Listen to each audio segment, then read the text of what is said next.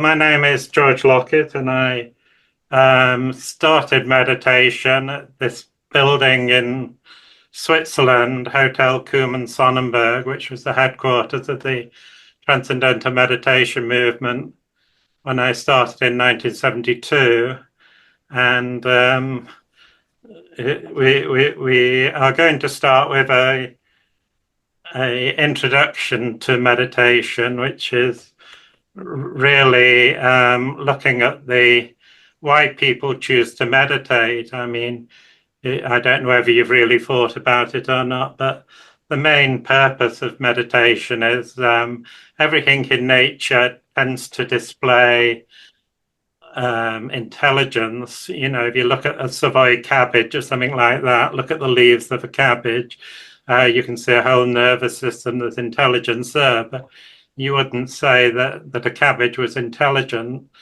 That what changes intelligence into intelligentness is becoming aware of one's own self, if you like, you know, turning consciousness back on itself.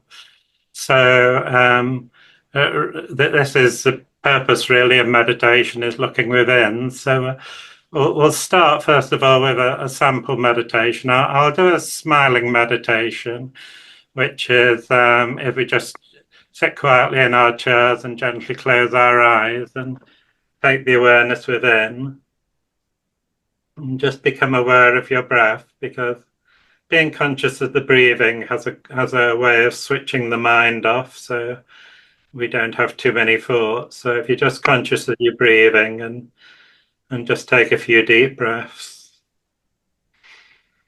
and then just put a gentle smile on your face. Just allow that smile. Just think of if you like, the layers of the body.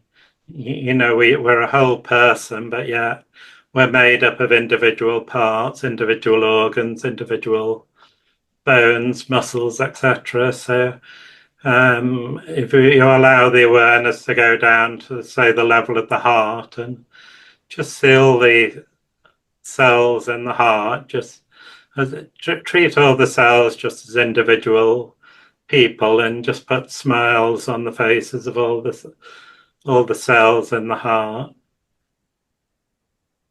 And just thank the cells as well for the hard work they do year in, year out. And just send them love and appreciation, and thank the ones that do the housework within the body, all the people, all the cells that are doing the cleaning and you know, making the place clean and tidy, because that produces a situation where there's less chance of dis-ease moving into the body.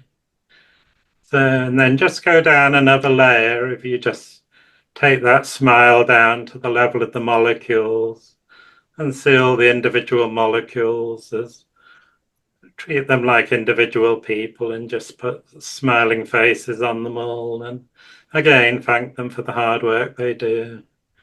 And then go down again to the level of the atoms and the finer particles, and again have that layer of who you are, just smiling, and just feel that energy growing. I mean, if you think of your consciousness a little like a bar of iron, and you know, if it was a mantra meditation, you'd be, you know, if you use the example Om, you know, just repeat the word Om, Om.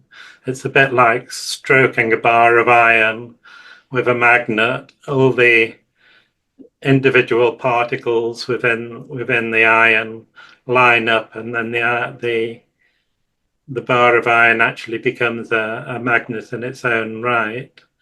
And the same thing happens with a smile. You know, as we put a big smile on our faces, we can feel the energy going outwards into the aura of the body, and we allow that aura just to you know, expand as each additional cell joins in the smile. You know, the energy grows, and you know, I think if you were a Christian, you'd be thinking of charisma, that you know, the electromagnetic field that we have in our aura getting stronger and stronger as all the cells line up and become harmonious, as it were. And then take the awareness down again from the level of the fine particles down into your light body, underlying your physical body as a light body. And then if you go down below the light, we come to that field, empty field of like the vacuum state, just the quantum field, or God, or whatever name you want to give it. But it's a field with no qualities, so it's very difficult to describe it because there's just nothing there. It's just pure emptiness, but yet it contains everything in virtual form. So just allow your awareness to be with that inner silence. You could say that this inner silence is the sort of thought the Maharishi used to describe it as a deep lake where a bubble starts at the bottom, and as it comes up to the surface, it gets larger and larger until it breaks on the surface level of the mind, and you experience that thought. But what we're doing is reversing the process. We're allowing the awareness to go down the layers of the physical body back to its source. Just have a few seconds in that silence and see if you can reach out with your feelings. If you reach outwards, you may feel that expansion. We do it with the feelings because they tend to be more powerful than your emotions, but you can also do it with the emotions as well. I would like to create a distinction between the feelings and the emotions. I would say the feelings flow through the particles of the body, all the atoms, the molecules, the cells, the organs. You know, that contains all the feelings, but your emotion flow through the liquid of the body. That you know, when you start to cry, perhaps you notice that the energy comes in waves, and when it gets quite strong, it comes out of your eyes as tears. And so just be aware that there is that aspect as well.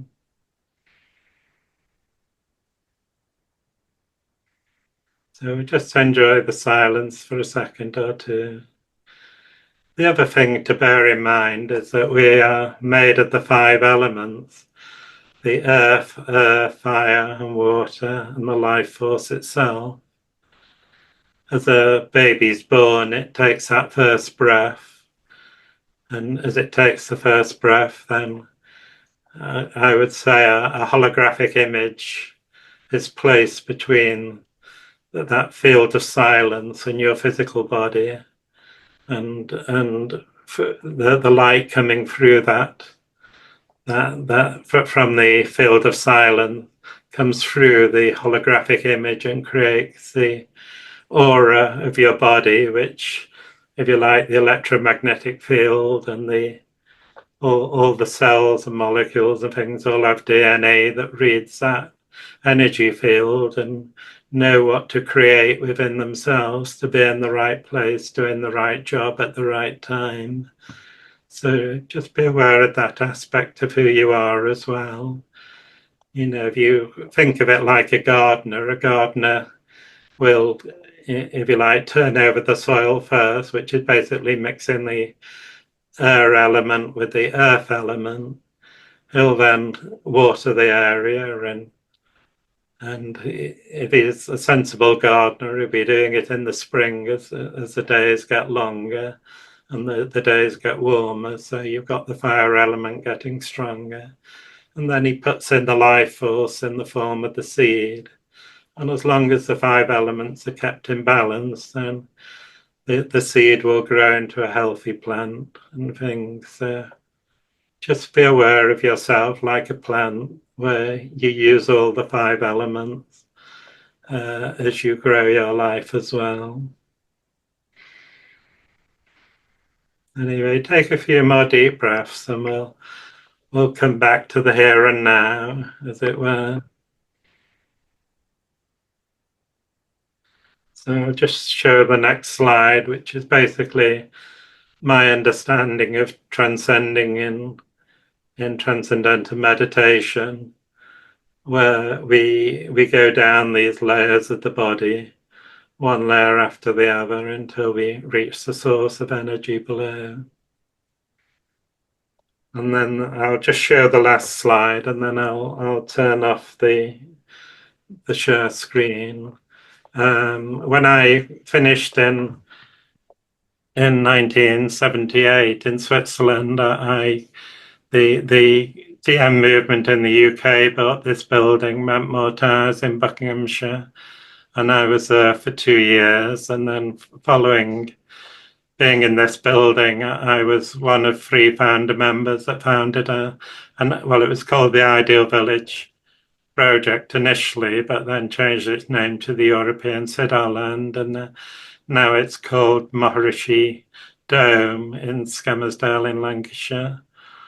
And anyway, I'll switch the share screen off, which I think you do at the top.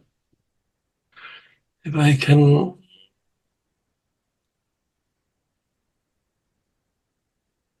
Oops. I don't know how to switch it off. I'll switch it off for you. There you are. Yeah, okay. Yeah. All right. So I'm back to normal, as it were. So there's a taste of meditation and a taste of the layers of the physical body. What we used to do in the Golden Dome in Skelmersdale was have large groups of people all meditating together. I mean, you can look up these names on the internet. They're all, there are websites for all of them. And, the Skelmersdale Dome only held 2,000 people, but even that number of people was very, very powerful. It was the same in Switzerland as well. There was nearly 5,000 people on courses in Switzerland when I was there, and they're all meditating. And what you notice was the energies got very crisp, as it were, that the Maharishi had this idea that if he could get 1% of the population practicing meditation, that accident rates would decrease, sickness rates would decrease, and because of the increase in orderliness in people's brain waves, as it were, through meditation.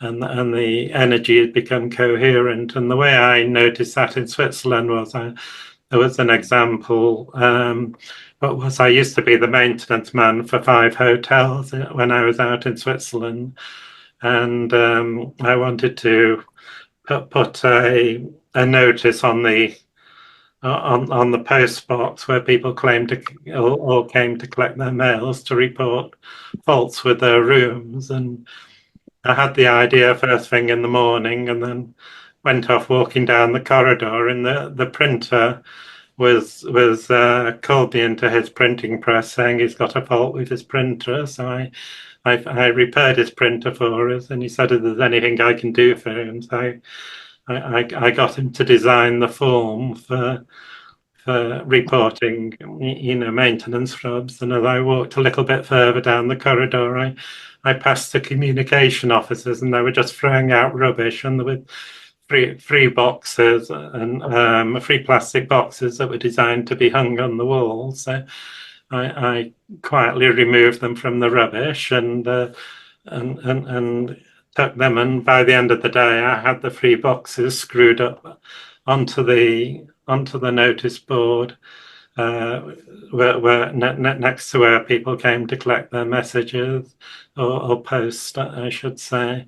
And there was a box where people could put the blank forms, and then 2 different types of forms for reporting repairs to happen, and it all happened because I think there was such coherence in the energies, a lot of synchronicities used to happen as well, like if you wanted to talk to someone, you'd walk around the corner and almost bump into them, or you'd think of someone and the phone would ring and it'd be that person on the phone who you needed to talk to. These synchronizations were very powerful. I noticed when I finished my phase one course to become a teacher of transcendental meditation, that when I came home, I was meeting all my friends and I was shaking their hands and things. And what I noticed was that when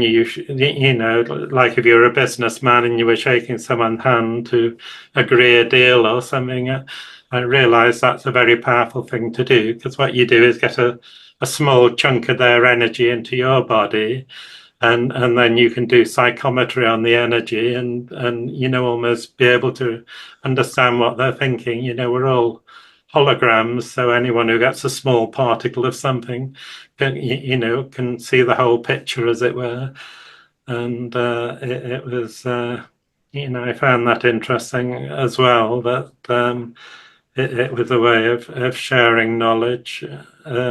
It's just through the contact with the energies. I think all the clairs work on a similar basis, where you get the clairvoyance, the clairaudience, the clairsentience, and all the other clairs, as it were. So I think that they're all about, a lot of people do psychometry rather than spiritual mediumship.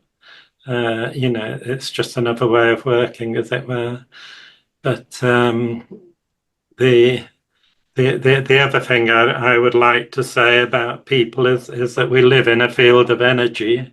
What you're seeing is light waves, which is energy waves going through the ether, as it were. If you touch something and it feels cold, then it just means that the atoms in what you're touching are less excited than your body, and that they're drawing energy from your body, and the opposite, if they feel hot. And then the same with taste and smell.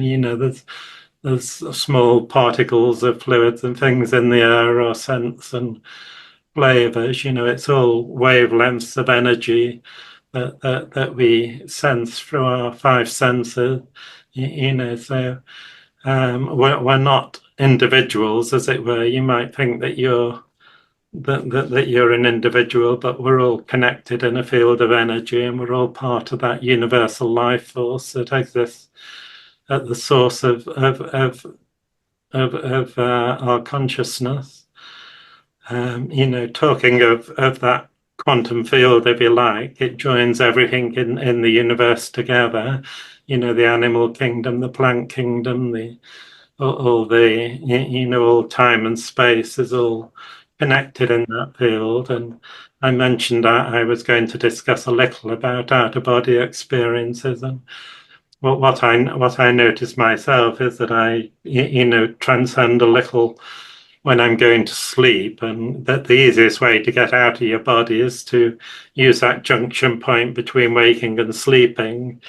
And as you get to a certain point, as it were, if you perhaps set an intention as you're going off to sleep as to what you'd like to experience during the night, and if you're just settled enough to be, the beauty of doing meditation for 50 years is I'm, if you like, conscious on all the levels of my body simultaneously these days, because I've dipped into them all so often. So I don't really have to travel from one level to the other to get to that underlying field. I carry that inner silence with me as I walk around and things, and it connects me to the universe, as it were. And the nice thing with that connection is you get something called nature support.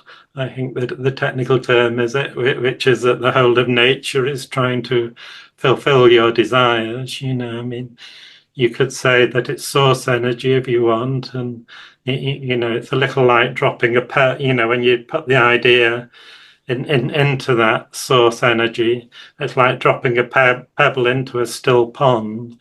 It just goes plop, but the ripples from dropping that stoning go out to the whole universe. They ripple outwards and bring back to you like energy. I quite often, if I desire something, I quite often have it showing up within a couple of weeks of the desire going out, and I think it's that just being in tune with nature, and the energy comes back to you, as it were. The other thing I mentioned that I was going to talk about a little was my time on the farm. When I was a farmer, I spent the first 2 years running around the fields looking for problems and not really finding anything. And then after a couple of years, I realized I could just sit in the kitchen, perhaps having a cup of coffee or something, and a message would come through to go to a specific field, and I would find something. A perfect example of that happening was on one occasion. There was a 12-acre field I'd not been in for 3 months because I knew I had no animals in it because I left it fallow for the winter period. Anyway, I was getting messages to go there, and I had a quad bike, a four-wheel drive motorbike, and I put the dog on the back rack, and we went off to this 12-acre field. It was the field itself was on 3 levels. It was quite a hilly area, so you couldn't see very far. Anyway, I set off around this field, and I went all the way around and parked in the middle, but the feeling was still there that I hadn't found the problem.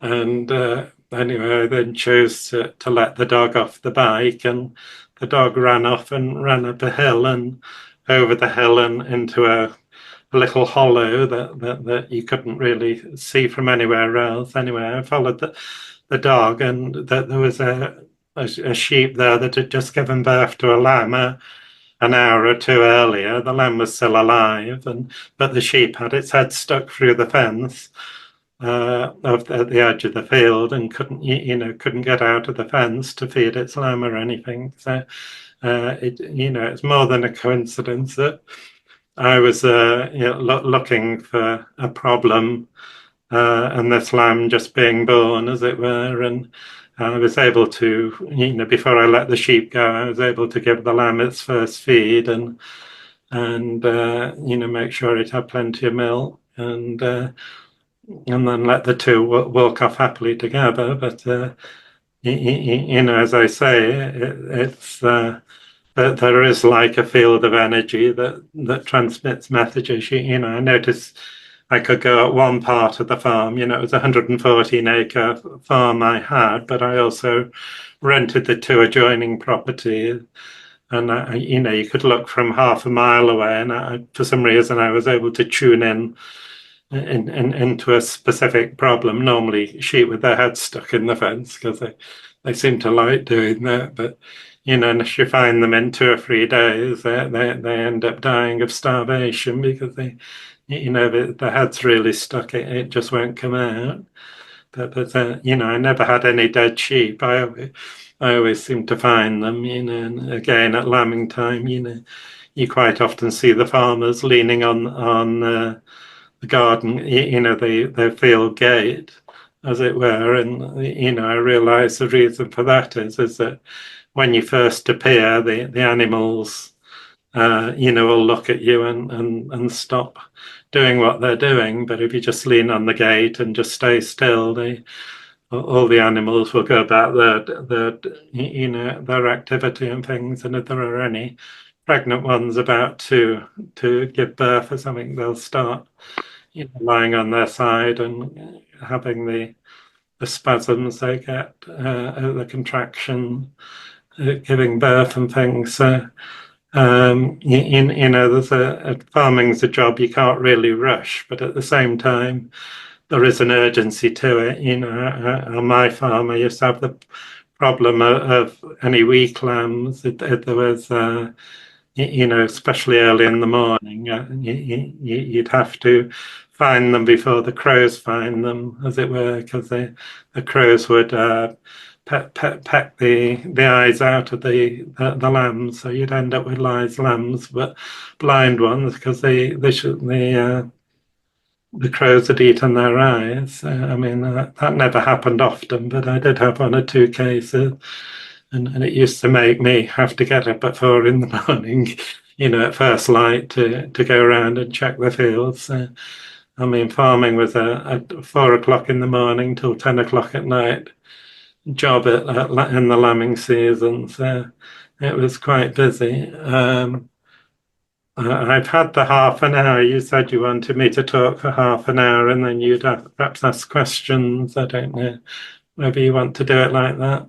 Sounds good, George. Sounds very good to me. Okay, if anybody has any questions, you know how it works. The reactions button down the bottom. And let's see, has anybody here studied transcendental meditation? I'm just curious if anybody is familiar with this. George, how is this transcendental meditation different from other kinds of meditation? Can you give us a bit of a rundown on that? Well, it was just the type of meditation that the Maharishi taught. I mean, as I say, there's many ways of meditating. Even just knitting or something like that, or going fishing is a form of meditation.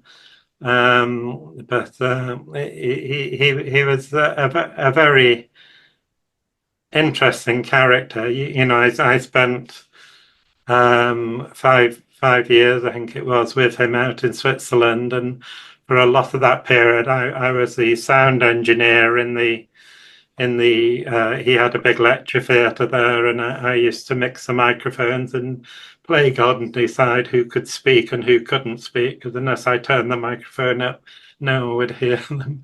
But at the same time, I got to hear all the lectures of all the top scientists from all around the world that used to come to give presentations to the meditators, and then that would become, all the courses were taught by videotape a lot of the time. So it was just part of the structure of how they did it, And then there was different levels of meditation. You had the TM technique itself, and then you had advanced techniques, and then you also had the TM City program, which involved things like levitation, the ability to walk through walls, find objects hidden from view, do remote viewing, and other things that you can do if you can operate in that underlying field of energy.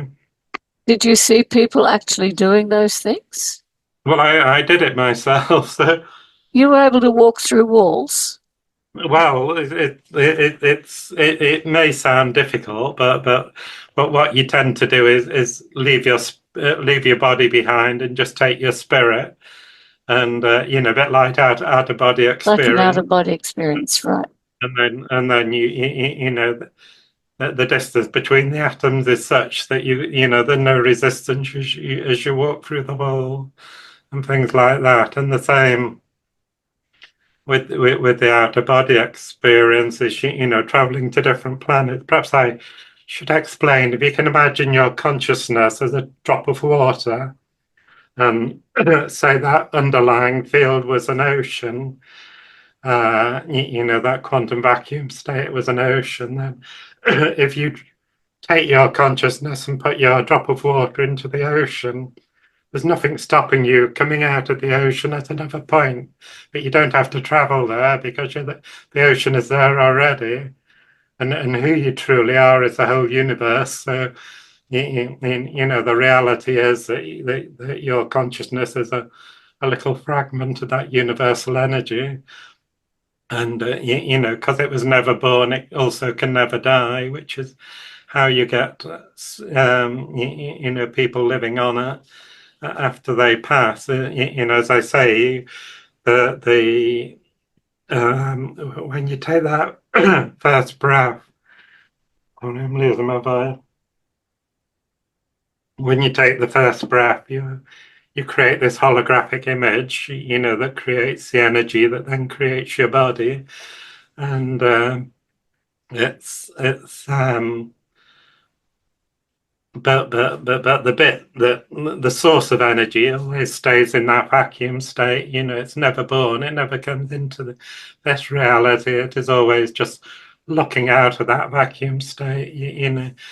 If you can imagine, say you're at the level of the light, your light body, then because we're in an ever expanding universe, the particles of light are constantly coming out of that field of silence. And we, two particles hit each other, they change from a wave to a particle. So the actual physical reality is being created out of light, coming out of the void, as it were, the emptiness. That's fascinating. Absolutely fascinating. And Just Tom, let's hear from you. George, I want to thank you for leading us through that great meditation. It was very relaxing, I'll tell you. My question has to do with health. And it seemed as you were going through the meditation that the meditation brings you more in touch with your physical body as well. And I'm wondering, my question is, have you gained any insight into your own physical health, any health issues that require attention? And has the meditation had an overall positive effect on your physical? yeah. Well, as I say earlier, this year I spent 7 weeks in hospital, and that was because I got a kidney stone that then turned into a kidney infection. And then as to what caused the kidney stone, I'm not sure. I mean, I didn't get any understanding of that, but I was sending myself healing, and the spiritualist churches I were going to were sending me spiritual healing as well. So I'm sure it did play a role to have that spiritual support. I think the thing to remember is to try and keep that aura strong, your electromagnetic field, because I think every cell in your body is reading that energy field to decide its position in your body, and the so most people that get ill tend to start by being run down in the first place. They're not fully vibrant, as it were, or fully relaxed and well rested. So I think it's important that we give some attention to our spiritual nature, and if you like, nourish that spiritual nature, because that creates the energy field which we live in. Because as I point out, the whole world is energy, but at the same time, we have this aura around us, and it's good to. I mean, you could open the chakras if you like, and flood your aura with the different colors of light, as it were, and clean up the colors and things like that. So there's many ways you could do healing on yourself, as it were. But the best is to do it in nature. I don't know if I should talk about it or not, but there was one instant when I was working at Mind Body Spirit Fairs. There was a girl there that used to attend a lot of UFO conferences, and her hands were all, you could say, arthritis. They were just a funny shape. Well, her whole body was a funny shape. And anyway, I decided that there was a spirit entity had entered her body from these UFO conferences, and I invited her to come to our healing circle, and we had 10 people laying hands on her, all together, basically, all giving spiritual healing. Anyway, after about 10 minutes of doing that, this entity came out of the body and flew up to the ceiling. And it was a totally different shape to her body, and what was happening, because it had become the energy blueprint, but for her, because it was a spiritual being. all their body was growing into this energy blueprint. So, there's lots of different things that could happen regarding health. But, as I say, I used to work the mind, body, spirit fairs up and down the country.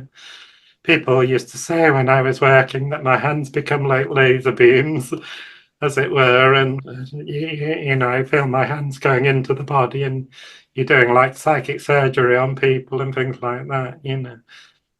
More recently, I've been doing distant healing, which again you can do via meditation. You go down into that underlying field and pop out in their energy field, because you normally know the name and location and things, and work on the person from the inside, as it were, rather than from the outside.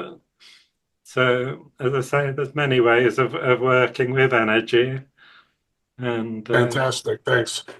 George, okay. did you have to learn physical healing, or how did you go about learning to be a healer?